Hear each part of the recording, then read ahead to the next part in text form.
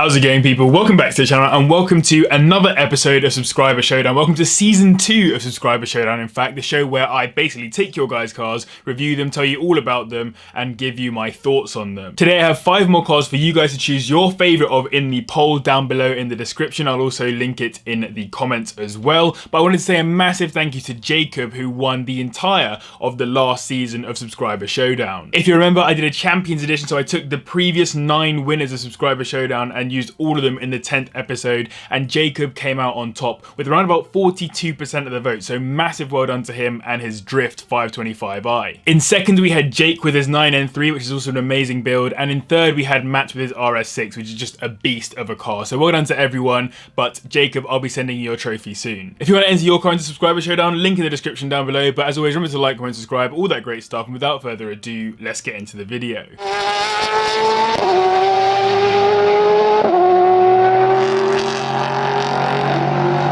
So first up we have Kelvin with his 2015 facelift Scirocco R with the 2-litre TFSI 280 engine. He's had it for around 2 years and he's very nearly done with what he wanted to achieve with the car. It's running about 380 brake horsepower and 407 pound-feet of torque apparently, and that's all through the front wheels obviously. The mods he's done on it so far are an APR Stage 2 Plus map, Scorpion Red Power Turbo back which has been decatted, R8 coils, Iridium IX plugs, VIS HPFP internals, an RTS dual friction clutch kit with SMF conversion, a Ram Air oversized stage 2 induction kit, VWR springs, M-Tech discs and yellow stuff pads, as well as Maxton design front splitter and rear diffuser, and front and rear lights that have been tinted, and rear windows also being tinted. In the future he'd like to have a hybrid turbo on it, a Wagner intercooler, fully polybushed, and maybe a forged engine, as he really wants to get it to around 420 brake horsepower. And the only problems he's had with the car since owning it is that it needs a detail after his dog decided to scratch it up. I can just say, before you even begin to talk about this car, what a list of mods he has gone in on this Scirocco R. One thing that I've never liked about the Scirocco R personally, even though Scirocco is one of my favourite VWs, is the fact that it never got an all-wheel drive layout. How come the Golf R got all-wheel drive but the Scirocco R didn't? It just doesn't seem fair. It just feels like it should have had all-wheel drive. But that's no reflection on what you've done to the car. I am definitely a fan of all of the mods, particularly in terms of the performance stuff, and I 100% agree getting it polybushed will be so important. The sort of iridescence of the paint I really like, but one thing that I maybe am less of a fan of is maybe the blue tints around the car. I think that they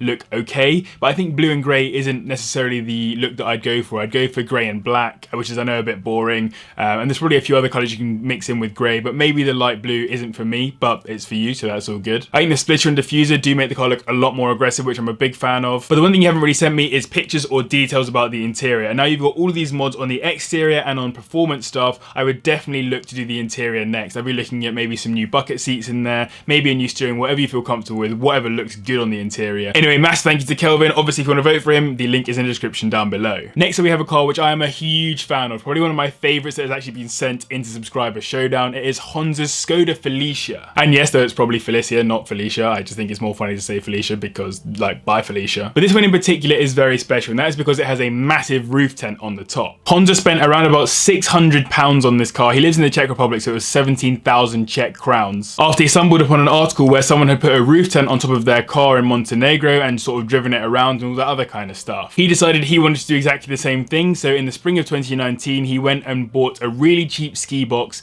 cut it in half, made it wider, and then basically after about 2 months he had a functioning rooftop tent. And it was only after he built the tent that he then had to work out which car he wanted to put it on. All he wanted was a cheap expedition vehicle for under £1,000, and there it is, £600. He is definitely laughing there. For his first trip to test the car he went to Austria, and unfortunately the reliability let him down as it broke down after just 1 day in the Alps. It turned out it was just the alternators had been really easy and cheap to fix in Czechia, but apparently prices are pretty bad in Austria, so he was unable to fix it properly and then also carry on with his trip, so he had to cancel the trip and head back home. And then this year, him and a friend decided they were going to drive around the Italian Dolomites in the car. Now this is such a cool story. This is the kind of story that I love to hear from anyone who sends in any stuff into Subscriber Showdown. This kind of stuff just wins it for me. They were driving some epic mountain passes. They saw a bunch of really cool cars and they drove down to the south of Venice and then back up to the mountains again. And then one day a convoy of 10 armoured cars of the Italian army arrived where they were camping. They were slightly worried, but the army were actually really nice, wished them a really good morning and continued with their training. It turned out that they actually slept on a military off-road training course. Must have been pretty sketchy waking up to find the whole of the Italian military just sitting outside your Skoda. Overall, they drove around about 3,500 kilometers, and the reliability very much held up this time. All they had to replace over 3,500 kilometers was one fuse. All he's done on the car obviously is the alternator, the off-road lights, and some original Skoda alloys off of his dad's old car. In the future, he'd like to have a skid plate, new higher springs, obviously because it can do better off-road,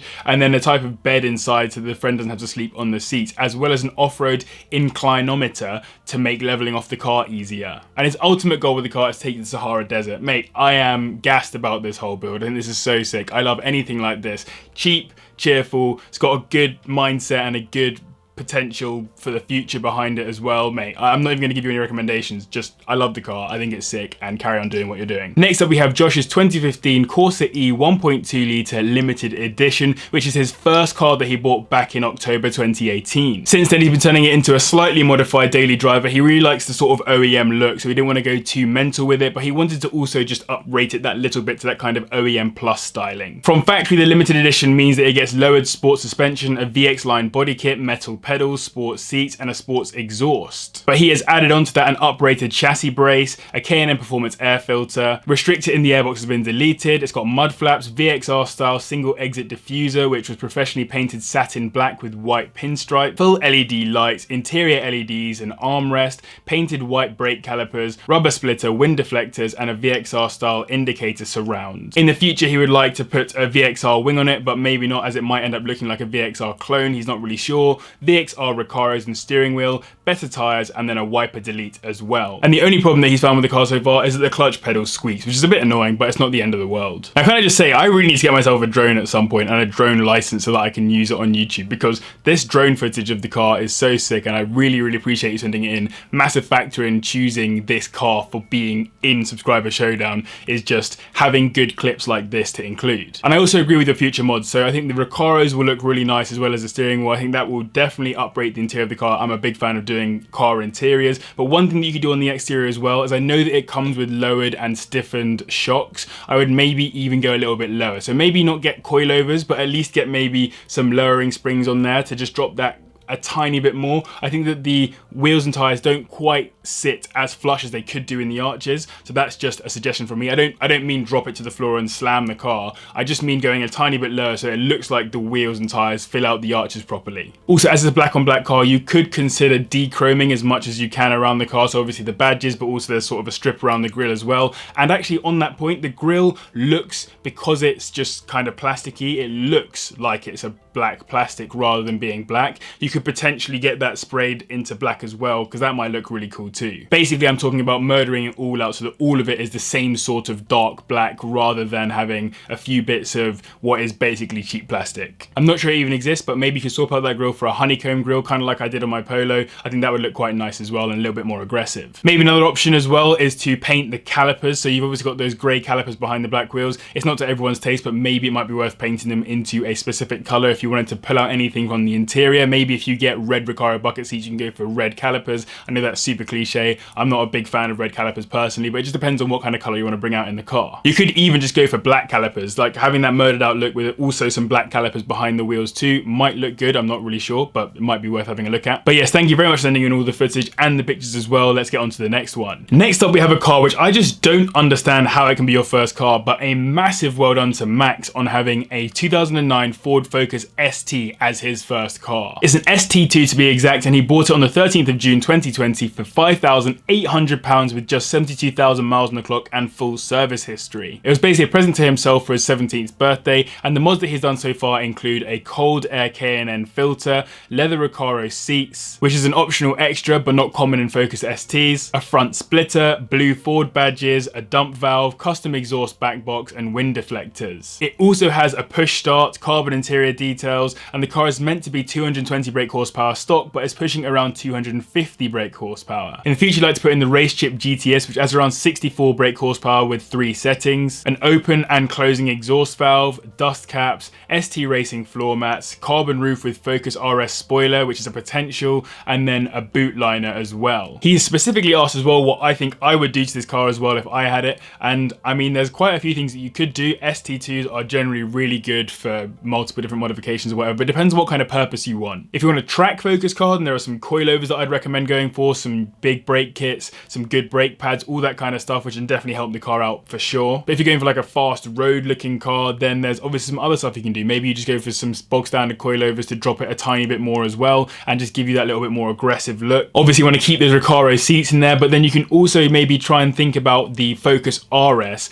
and see what you can bring from the RS into the ST. That's always just been something that I would probably do if I had an ST. Don't pretend that the car is an RS, but just take the really nice parts of the RS, because the Mark II RS in particular is one of the nicest looking RSs available out there, and just take from that and put it onto the ST. Maybe stuff like the front bumper and grille. One thing that I potentially do is I don't like where the number plate sits on the front. I think it just kind of ruins what could be otherwise a really nice big grille. If you got a bog standard big honeycomb grille to go there that didn't have a plate sort of spot in it, and then you just attach the plate in between the two grills, so the top grill and the bottom grill, and just attach it in there instead, that might look a little bit nicer, a little bit cleaner. Where I might probably focus my attention though is on that interior. So it looks like the dashboard is very plasticky, minus that carbon fiber trim that you've got in there. I'd probably consider doing some more carbon in there, or maybe pulling in some different colors into that interior, and just basically trying to reduce how plasticky it looks, so that when you're inside the car it feels like a nice premium race car style feel, rather than feeling plasticky but also kind of quick. I feel like those nice leather Recaro seats deserve to be in an interior that actually looks and feels a bit more premium. Obviously it's up to you, but thank you very much either way for entering, and let's get on to the next car. The final car in this video does actually look quite familiar. It is Travis's VW Polo 9N in summer blue. Now summer blue is the same color as my Polo, except his one has 5 doors and my one has 3 doors, and my one has black alloys and his one has white alloys. It's a very clean build and has some of the basic stuff on there, like wind deflectors, as well as the blacked out badges as well, which is just a nice, simple, easy modification to do. Unfortunately, he hasn't sent me much information about the car. He literally just showed me all these nice pictures, and I think the car is really good looking. It looks like it's on coilover, so it looks like it's slightly dropped. He's got the LED fog lamps on the bottom in the bumper insert as well, which is quite cool. And for some reason, the VW badge is half upside down on the front of the car. I don't know why. Maybe I'm just an idiot, but there it is. But the main thing he's done with this car is a boot build, which you can see here, some Dr. Pepper cans in there, and also a subwoofer. I really like how clean the car build actually is. In terms of what I would recommend, I haven't seen any pictures of the interior, but I would go for upgrading that interior like I have to go for the GTI interior. Maybe if you want to even do what I would love to do at some point, which is to replace the trim on the seats as well, so turn it from being the boring canvasy style stuff into leather seats. That would be quite nice as well. And I think it would fit your aesthetic of this very clean vibe. I really like the blue and white. I think it looks really good. It looks better than my blue and black, if I'm perfectly honest. And I think you've got that fitment just right in terms of how flush the car is. It just looks like it's sitting exactly right. But anyway, thank you very much, Travis, for entering. As you guys know, if you want to vote, down in the description, you'll find all of the links there. And that is everyone. So yes, re-kickstarting Subscriber Showdown. We'll expect 9 more episodes before we do another Champions Edition. Again, a massive well done to Jacob for winning the previous series. Again, if you want to enter, all the links are down below. Massive thank you to the patrons as always. Remember to like, comment, subscribe, all that great stuff. And thank you very much for watching. I'll see you in the next one.